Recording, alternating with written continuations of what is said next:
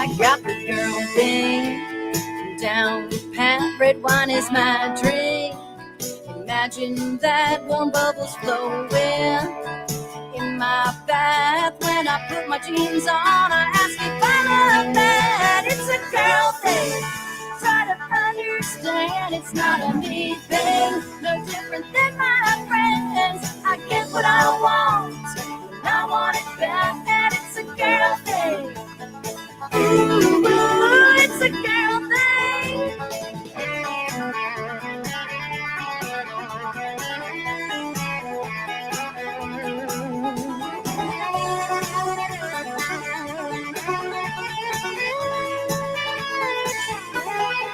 I need a girl thing tonight. Gather the girlfriends for a really good time. Hit the dance floor till morning light. When tomorrow comes, we'll have something to hide. It's a girl thing. Try to understand it's not a me thing. No different than my friends. I get what I want and I want it back. And it's a girl thing. Come on, girls. Yeah, it's a girl thing. Try to understand it's not a me thing. No different than my friends. I get what I want and I want it back. And it's a girl thing. Ooh, it's a girl thing.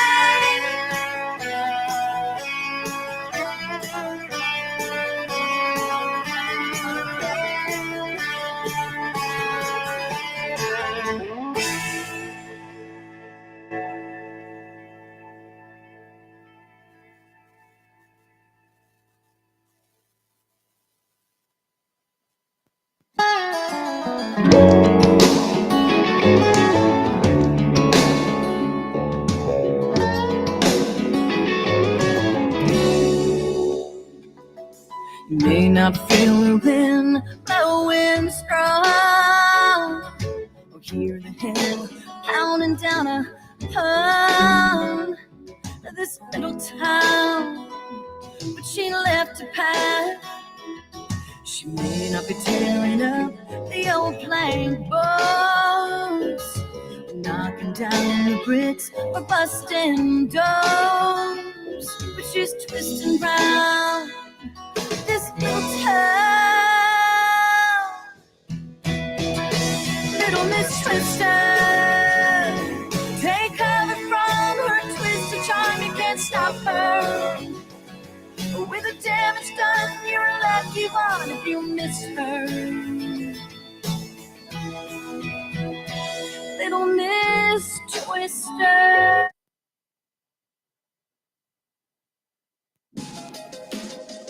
Thanks for listening to the Parenting ADHD podcast with Penny Williams. If you like what you just heard, be sure to subscribe on iTunes or Stitcher. Visit the website parentingadhdandautism.com for so much more on successfully raising kids with ADHD. Be sure to check out the podcast section as well for previous shows. Join us next time for more parenting strategies and insights that actually work for kids with ADHD. Welcome to this episode of the Parenting ADHD podcast. Today, my guest is Danielle Matthew, who is a licensed marriage and family therapist with over 20 years experience working with children and adolescents. We're going to talk a good bit about bullying today, how you might be able to identify that your child is being bullied and what you can do about it, and how you can help your child in that too. Danielle founded the empowerment space in the Los Angeles area to support bullying victims and their families, aid schools and health and wellness professionals, and educate others about the bullying epidemic. Danielle speaks to parents whose children are victims of bullying, educators who seek to prevent bullying in schools, and other clinicians who want to dialogue about how to support families through a bullying situation. This is such a timely and important topic, Danielle, and I thank you for being on the podcast today. Thank you, Penny, for having me. I appreciate being here. Absolutely. If you want to start out and just tell us a little bit about who you are, why you started this foundation and really work in that space of bullying and helping children through that. Yeah, so I started this. I was bullied as a kid, and many years ago, I had promised myself I was going to, once I was a licensed therapist, use my passion and desire to help other families who were bullied. And I, for a while, got sidetracked and then ended up in a position where I was talking to people across the country.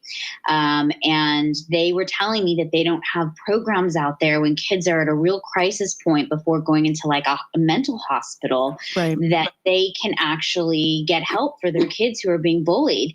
And I started seeing that a lot. And I was like, I've got to do something about that.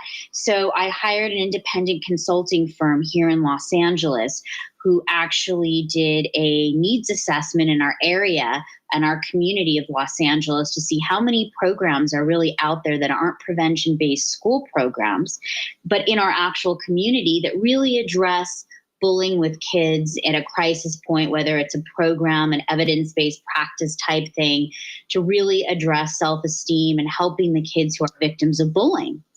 And as a result of that, they came back to me and they said, I have good news for you and I have bad news for you. I said, okay, guys, well, tell me what the good news is. And they said, you don't have competition, but also that might be the bad news, because why don't you have competition? What's going on in our community that we don't have more programs to help kids when they're at a crisis point? And again, I'm not talking about the schools. I'm just talking about in our communities particularly. Right.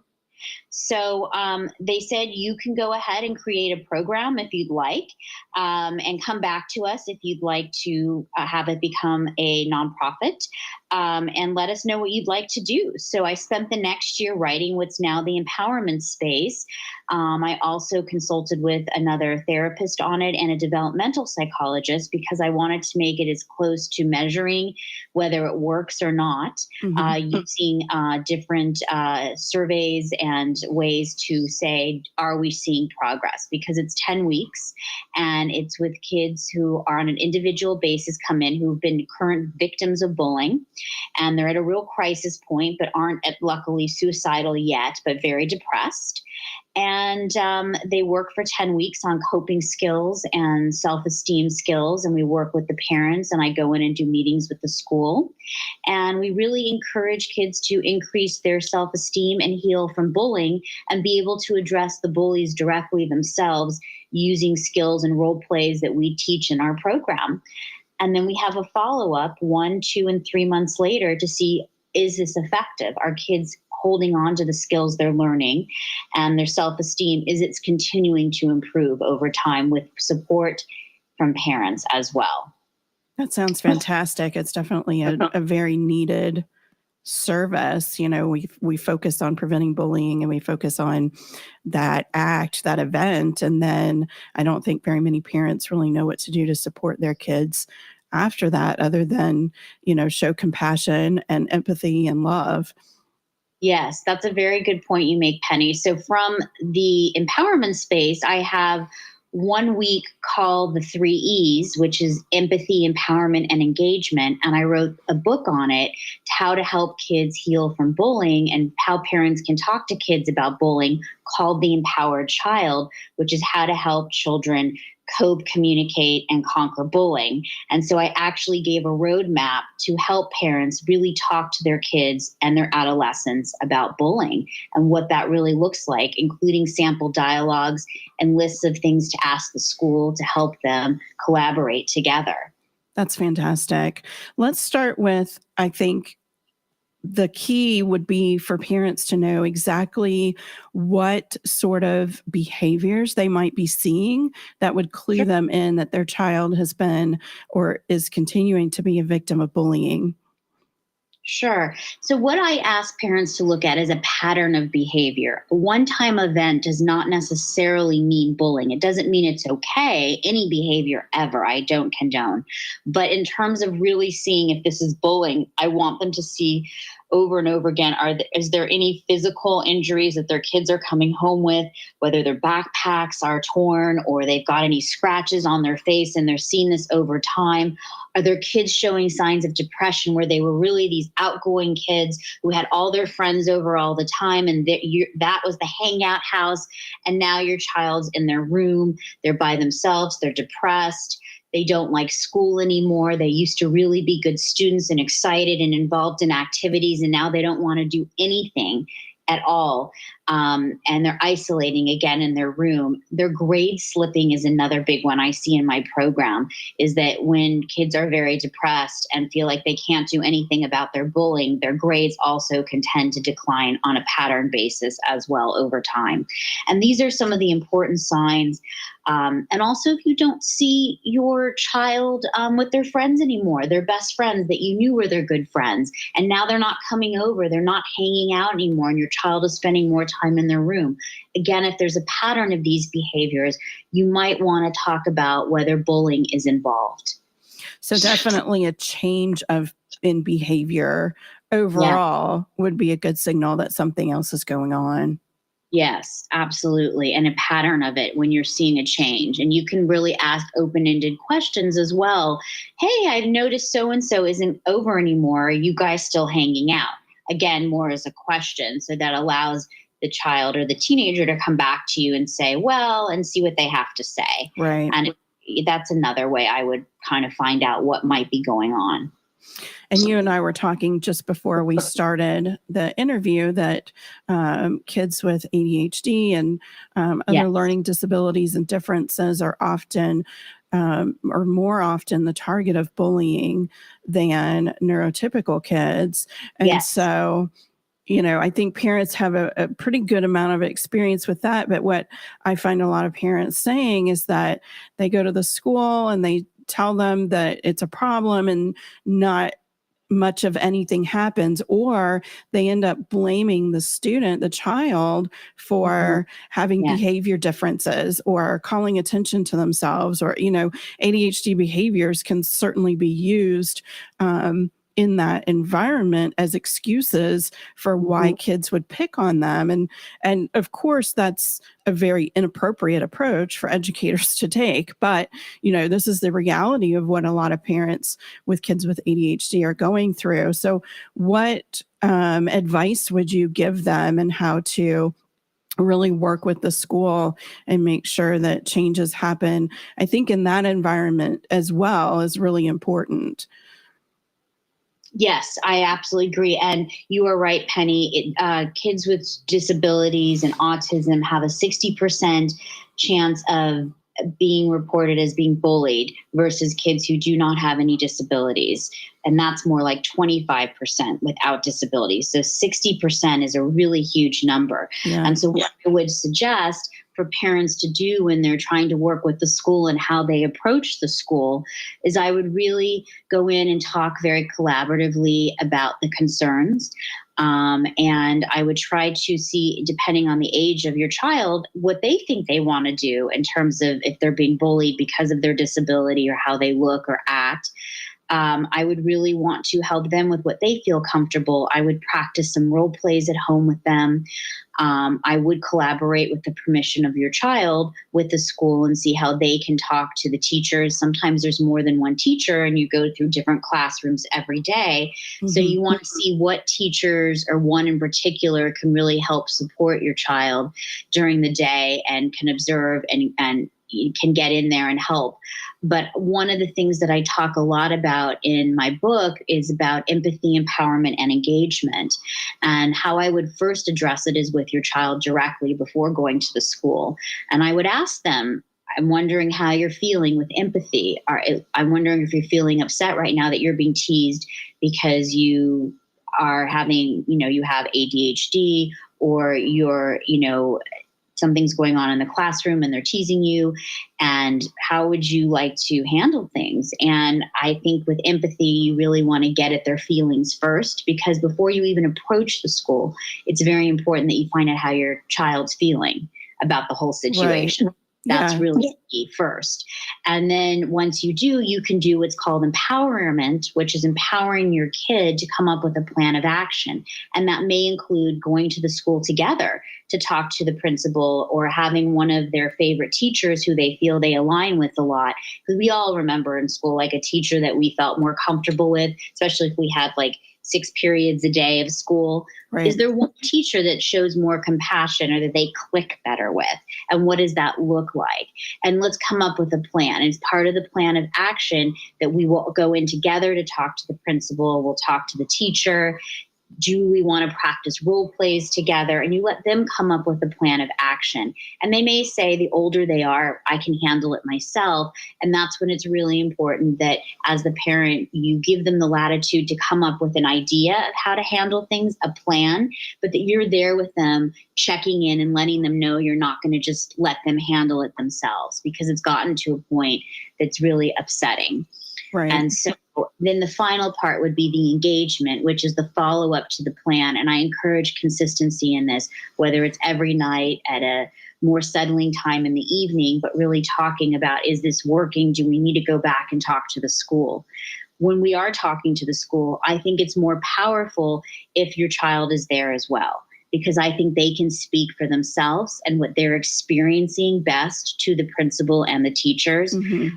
Not just the parents. And I would really encourage maybe some practice and role play before going in and speaking to the teachers or the principal about how they want the meeting to go and what that's going to look like. And it's very powerful for kids to be part of that, because then they feel their voice is now being heard. Right.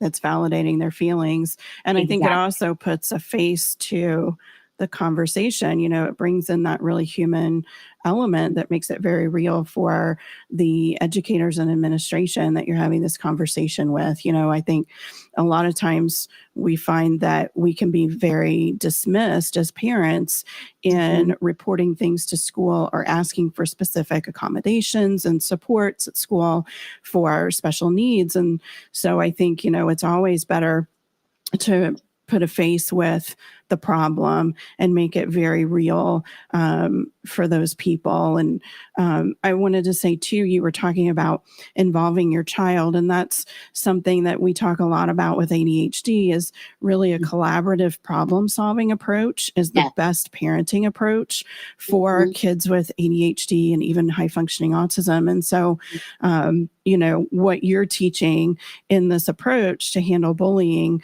it fits right in line with that. And that, we're asking our children, what is bothering you? What is happening? And how can I help you?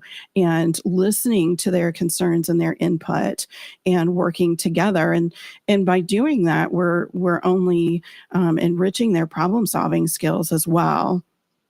Yes, I agree. And we want to, because as we all know in life, even with disabilities and high functioning autism, life is hard, and we have to learn how to handle our own conflicts and problems. Exactly. Because if we don't now and we don't teach our children this, then when are they going to learn it? And I kind of use the idea of, it's like getting a job, right? Where we don't always like the people we work with or we feel as comfortable with them, but we have to still work to make money, right? Mm-hmm. So we have social skills and skills to just adjust, and problem solving skills, so we can feel powerful, and we know that our voice is important. And if we teach that younger to kids, I'm hoping that they will keep that with them into their young adult years or in their older adult years. Mm-hmm. And it's teaching self-advocacy skills as well. So, it's empowering them to take charge for themselves and to work out a solution rather, a lot of kids with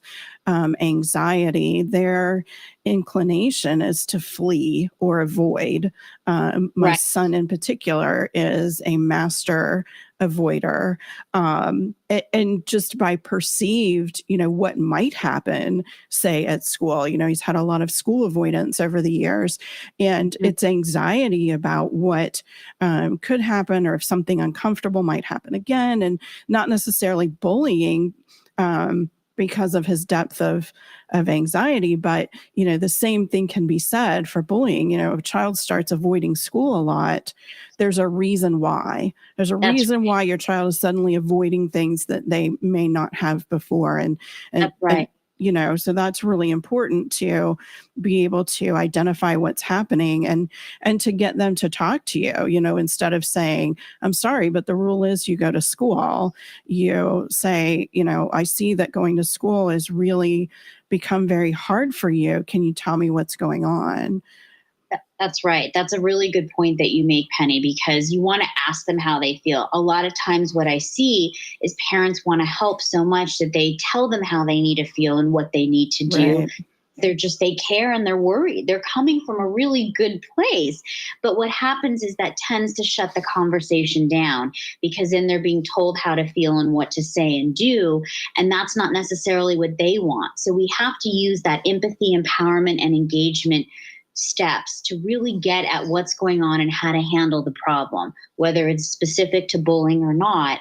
We want to ask them, and we want to come at them at a time when we can really talk to them. Because as parents, everyone gets busy. Everyone has stressful days and triggers and other children to attend to at times. And we want to make sure when we have these kind of dialogues and want to know what's going on to help our children, as particular, even if it's around bullying or another issue, we want to make sure that parents feel like they're in a good place. Does that make sense? Where Yes, they yes. like they really talk about things. That they're calm, that they're able to focus and really listen and kind of give their undivided attention. Absolutely.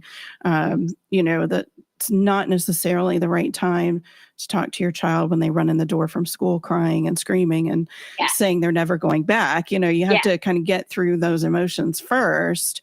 And then you can have a really good conversation. And something we talk about a lot is that stress and anxiety kind of cause cognitive fog, and they cause us to really, our skills in problem solving and focusing are diminished in those times. So we're going to be less successful with those conversations if we're trying to have them in the heat of the moment. I agree. And that's for both you, right? The child as well as the parent. And I really want parents to take care of themselves, especially around the topic of bullying. I want to just put that out there because it's a really hard topic to discuss. It's upsetting. Parents really just want to take care of the problem and they don't want their kids suffering, which I completely understand. And unfortunately, it won't change overnight. And we have to really use an empathy, empowerment, and engagement type of approach and really support our kids. And I guarantee you they're going to feel, if nothing else, more supported in that approach and really helping them. But also parents need to take time to help themselves and take time to really do self-care also, especially when the bullying is going on, because they're seeing their child in pain. And there's nothing worse, I think, for a parent than not being able to take the pain away from their child. Absolutely. Yeah, absolutely. And that's something that we talk more about too in the ADHD autism communities as parent self-care, because it is really stressful. It's much more stressful to have a child with disabilities. And then, you add on the stress of something like watching your child struggle and maybe being bullied. And, it can be debilitating for parents too, because all we really want to do is fix it. I mean, that's parenting 101. We just want to fix everything. And we can't always do that, but we can certainly help our kids through things. And I think, the biggest win for me in your approach and what you're talking about is the empowerment piece, because that's what's really going to craft success later on, even outside of a situation where they're being bullied, that just learning that skill throughout their childhood is going to be a major factor in their success later as well. I believe that. And I have a saying that I learned when I was in 8th grade from an English teacher, and that is that knowledge is power. And the more knowledge we have, the more power we have to make change happen. And so I really want to empower families to teach that to children as well. Kids have more control than they know and feel they do. They have to just look at situations differently and have support around how to handle situations. But I really believe kids want to handle situations themselves, and they don't want parents rescuing them, and that does not work. And studies have shown that kids are going to be more victimized once they've told their parents, and the parents go in and try to handle the problem with the other parent and the bully. they end up getting bullied worse, the victims. And that's what they're so afraid of. That's why I think that's why they don't talk to us a lot of the times, that they are being bullied, because they are afraid that we're just going to march into the school and start yelling at people and it's only going to get worse. And so, that's where this really tailored approach that's so sensitive to that is really powerful. Can you give parents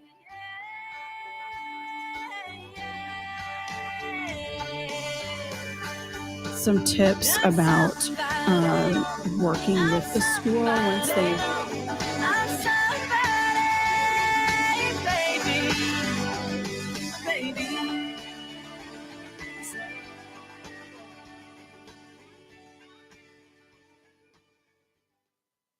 Abnormal realities. I love my mom. Yep. She sent me a message. My mom did? Yeah, Wednesday night. And she invited me over tomorrow night to watch Titanic and share a bowl of popcorn. And I accepted. You did? Yep. That'd be fun. And she calls it Chaps Only Night. Every Saturday night. Look. Miss Dixie, how you doing? He said, it's my mom, bro. All right, it's my mom. I want to hear the answer to the Titanic and popcorn. Go ahead, Mom. What's up? Oh! Hi, boys. I just wanted to ask Rocky if he wanted butter on that popcorn or not. I would rather have the butter somewhere else, but if popcorn's the only place I can have it, I'll take it. Jeez, hey, dude. Nobody says I can't roll around in it for a little bit more. All right, Mom. That is my Love girl. you. I love you, Mom. Dixie. Abnormal realities. Bye, Mom. Love you. Dixie. Bye. I love you too. With Ron and Rocky. Weekdays, 4 p.m. and 10 p.m. on JoCo Community Radio. Holy crap. Hey, there's something you forgot to do. It sure is hot. Are you sweating like a dog? Wait, what? Dogs don't sweat. Oh no, you forgot to get your window tinted. Whether it's the kitchen window that sits in the sun for the hottest part of the day, or you just got new wheels, call Sharp Window Tinting in Burleson. 817-615-9379, or look them up on the web, sharpwindowtint.com.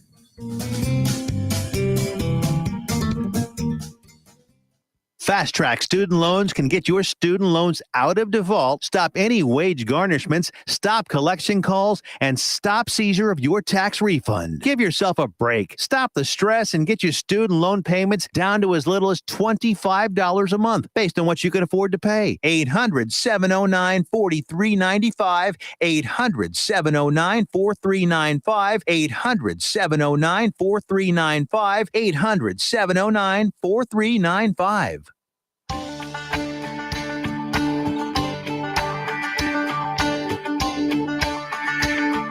recognize that their child's being bullied, their child has spoken up about it and said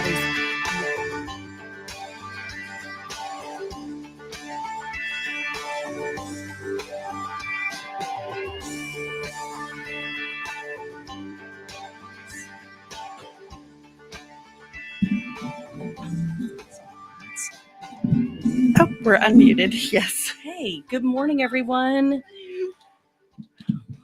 Good morning, this beautiful Wellness Wednesday here on JoCo Vibes on JoCo Community Radio. I don't even have my commercial up in front of me. Oh. I'm not even there.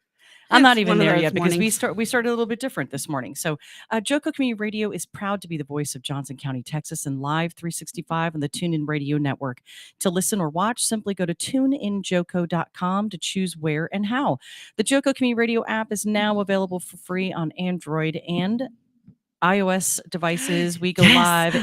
I was listening. Oh, was it on? Yes. So we're live. We are live on iOS. I have downloaded it. And it was on. Sweet. Yes. I'm so excited. See, I had not checked my email to see if I got the notifications because that stuff comes to a different email address.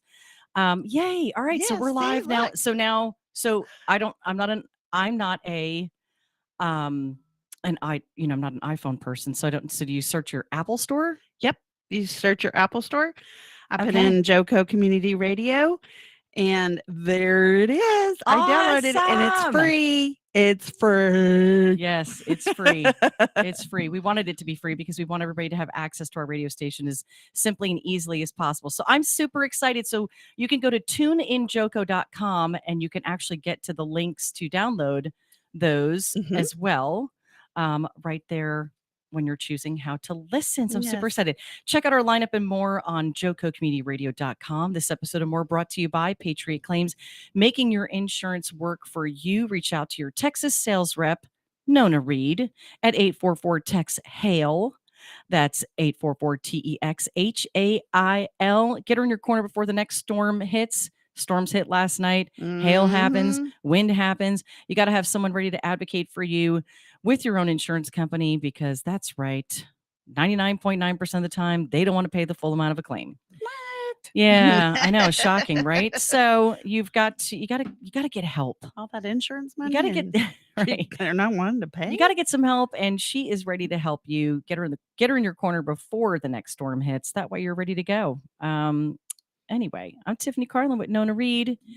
We wanted to start out. It's Wellness Wednesday, and we were delayed on having a guest who's going to join us, and she should be joining us next Wednesday. And so this has just been a really hot topic, hot button conversation, and honestly, one of the most important conversations that we can be having right now regarding our children is bullying.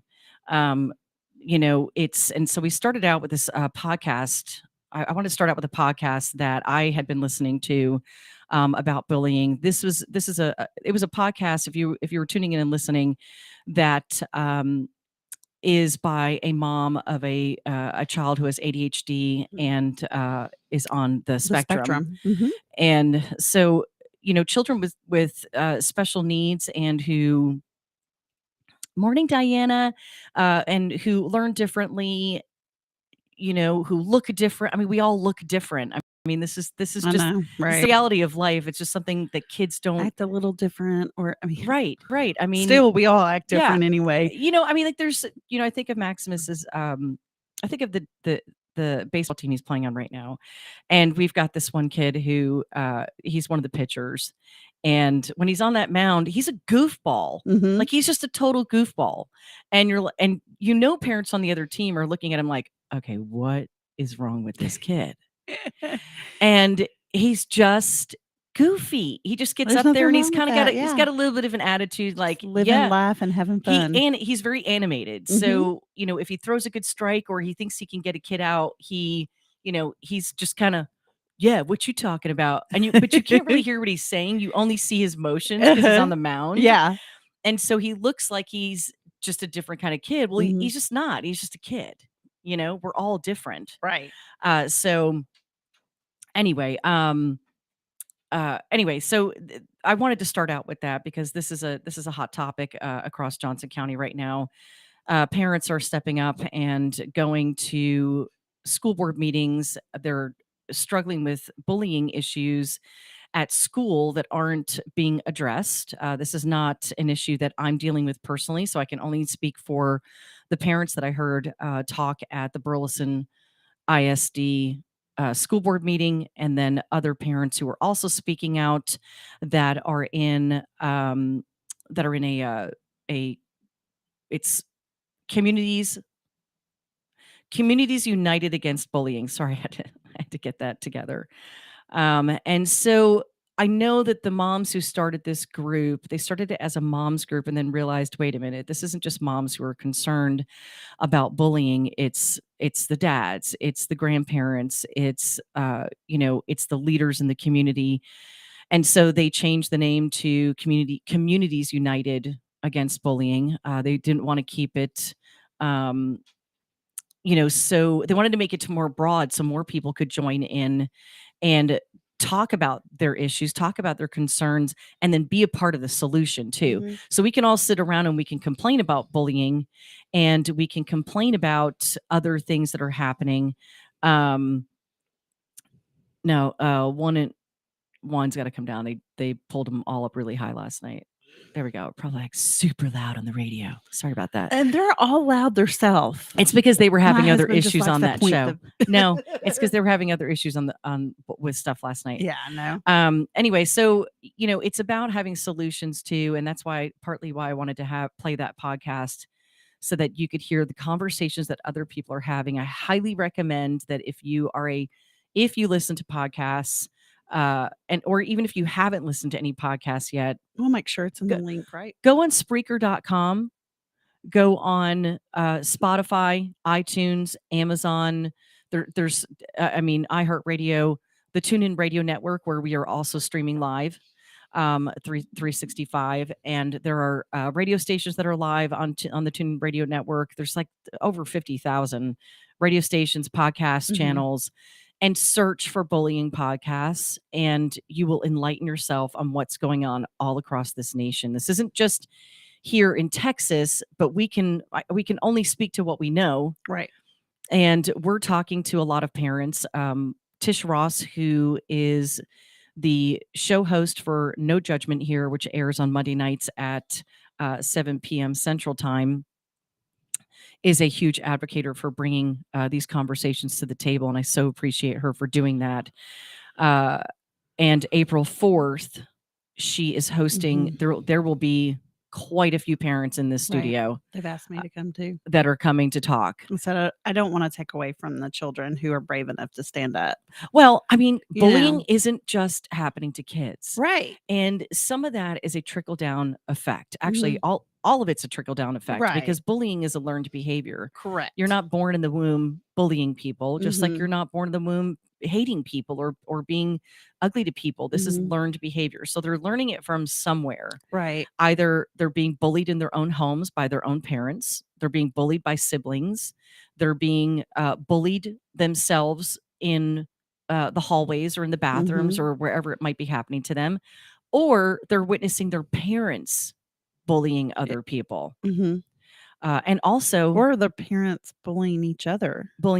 Absolutely. And so then they take that into bullying looks different in different ways. Sure. So it's a really good point. What people might say, I know that family and they don't bully each other. Guys, if you really look back down and see how they interact with each other and things like that, there are signs of bullying. I mean, just like some might say, well, what you're going through is not bullying. Yes, it is. Right. Yes, it is. And just like a lot of people that get in the election realm, the political realm, they get bullied too. I mean, because you have those people that are on one side that are so strong and passionate about their stuff that they don't realize some of the words they're using. Some don't care. Yeah, some don't care. But I mean, they get into it's almost like they get into a zone. Yeah. And like it's tunnel vision. I want to get my point across so hard that I'm going to attack you in every way I possibly can to get my point across. And that's probably the biggest word, attack. When you attack someone, if you're telling the truth and you're bringing out the truth, that's not attacking. Well, there's also the difference between defending yourself. Right. And sharing facts to defend yourself or defend someone. I mean, I've been there. We both have been there. Yes. I mean, gaslighting 101.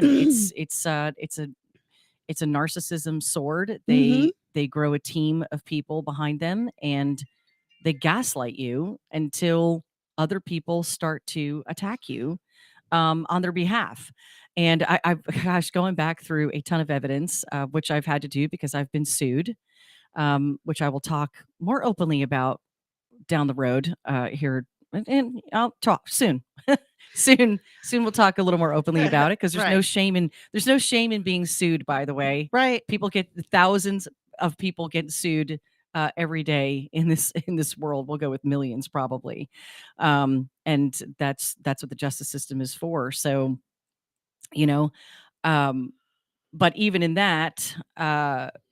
Even in that, people will take parts of what you respond to and put it out on social media and twist it without putting the entire truth out there. Right. So take that now and go to what you're going through with the Burleson Independent School District and them trying to keep you from running for a volunteer position that they're so badly that they're willing to spend money with an attorney to keep you from doing it is despicable and shocking all at the same time.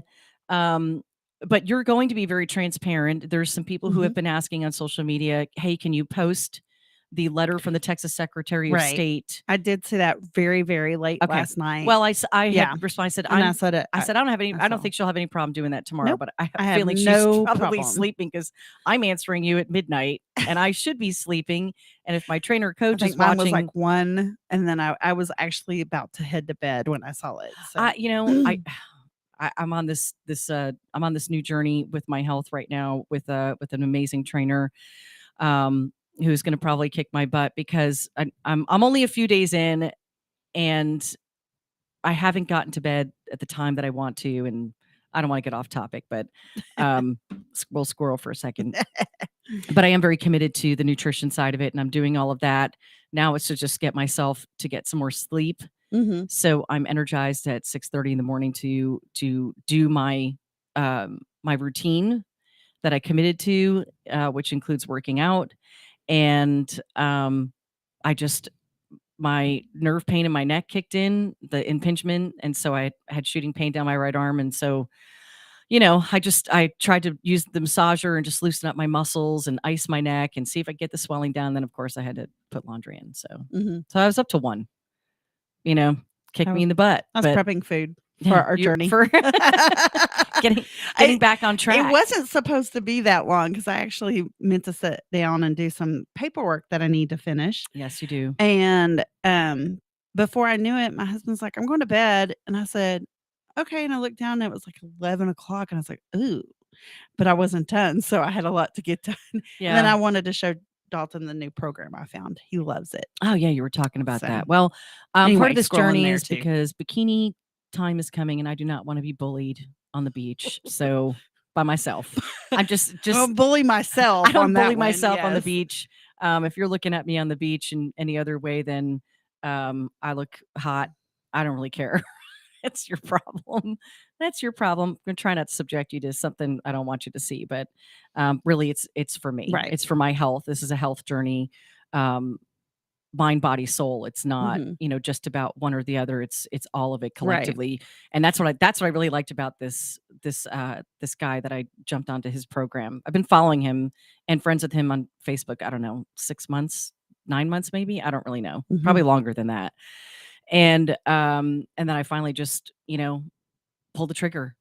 I was like, I got to do it. I just there's something about him that I like. Could be his Australian accent. I don't know. I feel It like could I be could a be little part of I it. feel like I could be very accountable to that. So whatever works, right? Right. But he coaches you about your mindset too. And a Which lot is of very important a in lot of mental coaches, health and right? bullying. A lot of coaches don't. If you're looking for a very local coach who does that, then Greg McBrayer, who has the show Hybrid Life on Mhm. Wednesdays at 1 p.m. What? Yep. He'll be it's 2 p.m. I'm sorry, 2 p.m. Central Time. Yes, 2 p.m. He'll be on there today. Yeah, 2 p.m. Central Time. He does the same thing. Mhm. I connected with this guy a long time ago, and that's where I wanted to. I was getting fed by him Right. already, and I wanted to, serve, that direction. So anyway, so cheers to anybody who's on this journey. And if you'd like to share your journey on some upcoming Wellness Wednesdays about what you're doing differently, nutrition, mind, body, soul, balancing, we'd love to hear from you. So Right. go to JoCoCommunityRadio.com and fill out the submission form on the contact page, and let's talk. And if you've got some great topics and ideas that you want to share as well, we'd love to hear that from you too. And if you've had your own bullying experience, and this is whether it's your child or yourself Mhm. individually, or someone that who has taken their own life, we want to hear from you. We really, this has got to stop. Kids are taking their own lives, and we can't just keep, looking on social media and seeing these posts and going, "Oh my gosh, prayers to the family. This is so sad." And then we move on with our day, Right. and it happens again. Right. And it happens again. I mean, we just hit an anniversary for one of the children who took their lives in Joshua, Texas. Mhm. Just right here in Johnson County. I mean, this is real. This is Right. really happening, and we Right. have to wake up, stand up, and speak up about what we're seeing, and be a part of the solution. Parents, you have got to talk to each other and you've got to get and you've real got to with each support other. each other. Yes. It is mentally draining. And I talking to several of these men and women and the children, it is mentally draining, and it's real easy to turn your brain to a negative section and start losing hope. And we as friends, as human beings, we need to be checking on those people all the time. If you know someone that's going through bullying, or they're helping their child deal with the bullying that's going on, or whatever, just reach out to them. Just a text ever so often saying, how are you doing? What can I do? Um, how is your daughter doing, or how is your son doing? Just reaching out to him, because it is so easy to want to give up. And I know there has been some that have just, taken their child out of the school district, and now they're like, well, I feel just relief because my child's not being bullied anymore. But the fact is, another child is still being bullied, and then another child. They just find someone else to bully. That's right. They move on. Right.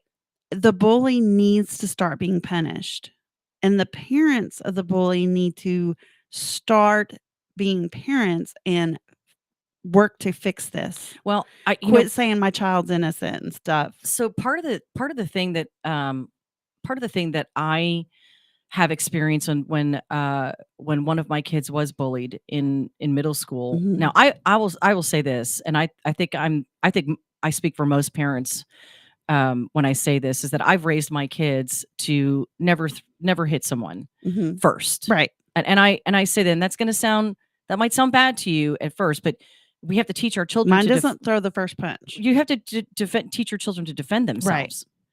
Right. That's number one. They have a right to defend themselves. I don't care if they are stand up to a bully with your voice. Too. Yes, you can. Yes, you can. You have to tell, but there are Mhm. situations that happen. For instance, one of the first times it happened to Maverick was when he was at Stribling Elementary and was riding the bus, Mhm. and the same kid kept hitting him from the back, from behind his seat every time he got on the bus. And so he kept telling me about it. I called the school bus, the bus, whatever, I don't know what company, with Durham, Yeah. And talked to them about it. It's a problem child. They already knew it. Tried to assign the kid a seat at one point, this, that, whatever. Next thing you know, I told my son, don't take it. You need to defend yourself. He's hitting him in the back of the head. And so the kid hit him, and Maverick hit him back. He didn't throw the first punch. The boy did. Well, he didn't even punch him. I mean, Yeah. he was little. I mean, He they're open slap elementary like Will? school. No, it wasn't a Will slap. Put a little humor in that. Sorry. That was good. No. But that was the first time. And finally this kid was removed from the bus. Right. Well, I took my kid off the bus too. I'm like, this is just Mhm. ridiculous. It shouldn't have taken that many times. And it's not on the bus driver, because that's a very difficult scenario. She tried. And this Mhm. poor girl, she was in her 20s. Well, she was and young. And there's what, 40 something kids on the bus or something like that. yeah, and they and they're didn't trying to drive. They didn't have that Yeah. many kids, but she had my cell phone, and she No, would call me and sometimes tell they do. me and let me know that, something had happened. And Man, the days of respecting your bus driver. We loved our bus drivers. I did too. I mean, we loved them. I'm sorry. It was, I did too. It's just no one respects the bus drivers anymore. They just, It's sad. It's a sad. lack of respect, period. So, yeah. The second time that Maverick experienced it was in middle school at Kerr here in Burleson. And I take big issue with our gym teachers not paying attention to what's going on. Mhm. Yeah. They don't pay attention to what's going on in the locker room. They're not paying attention to what's going out on the field. Nope.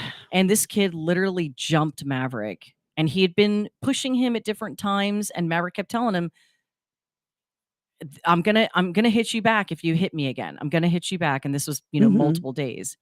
And nobody wants to tell, because then you're the tattletale, and then that only, it only Mhm. becomes more bullying, Right. as we were hearing on the podcast on the first half of the Mhm. show. And so kids are afraid to tell because they don't want to be retaliated against, because school administration or parents aren't dealing with the problem with the bully one time. It should not be a 3-time offender. And then we're going to do something about it. It's one time. If you hit a kid in school, you should be expelled from the school or removed from the school, and stop making it the problem of every other student and parent going to that school. Do your job. It's our taxpayer money. It's our children on loan to you, which helps to pay your paycheck. So do something about it. Stop twiddling your thumbs. And we're seeing it. And because these parents all have a email full of records. Of things just not getting done. Well, as one of the moms, we're not even talking about one parent. We're talking about several parents, guys. But the one parent that talked about this the other night at the school board meeting, again,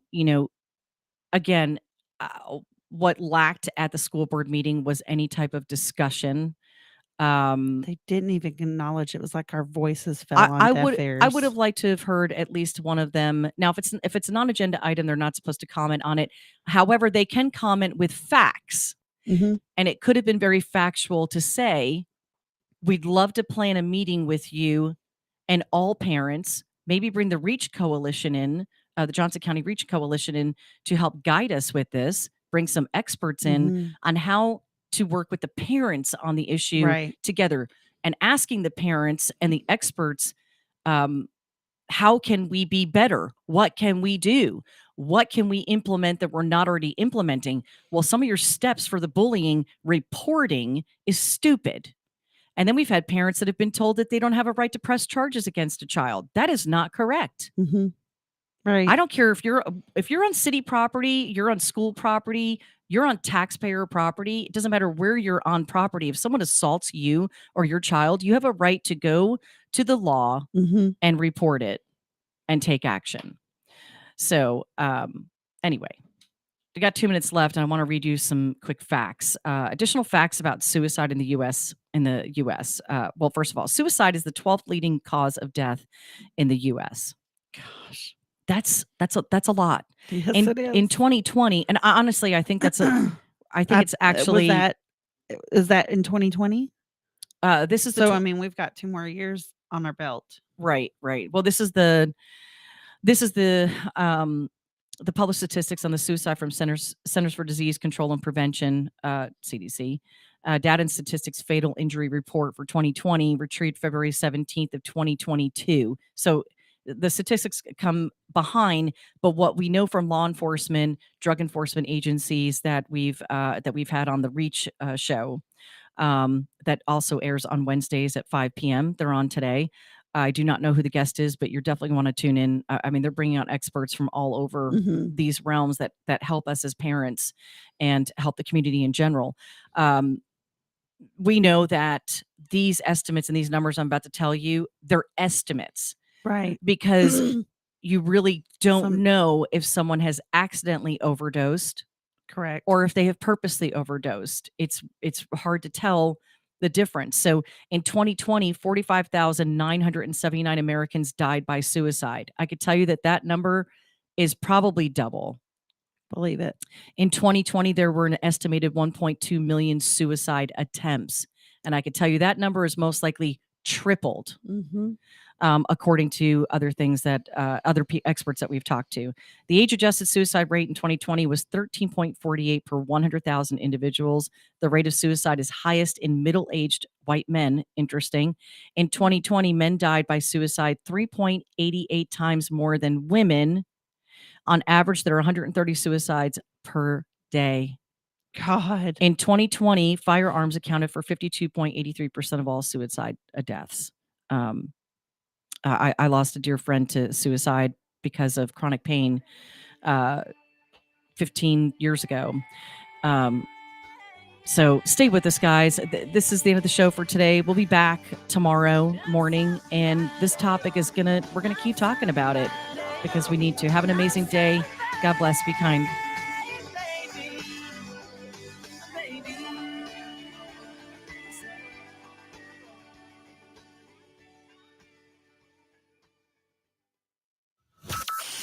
From Burleson to Venus and Grandview to Godley, this is the voice of Johnson County, JoCo Community Radio. Here's important new information from the Diabetes Solution Center for you, a family member, or a loved one suffering with diabetes. If you have lost your provider, or if you need a provider for diabetic supplies, you may qualify to receive your diabetic testing supplies now with little or no out-of-pocket cost, regardless of your age. All you need is Medicare or private insurance to be potentially eligible. Call the Diabetes Solution Center right now for details. Just takes a couple of minutes. Our friendly, knowledgeable agents will give you free, no-obligation information, handle all the insurance paperwork, and make sure your supplies are delivered directly to your door for free. Call U.S. Medical Supply 24 hours a day. 800-597-9322.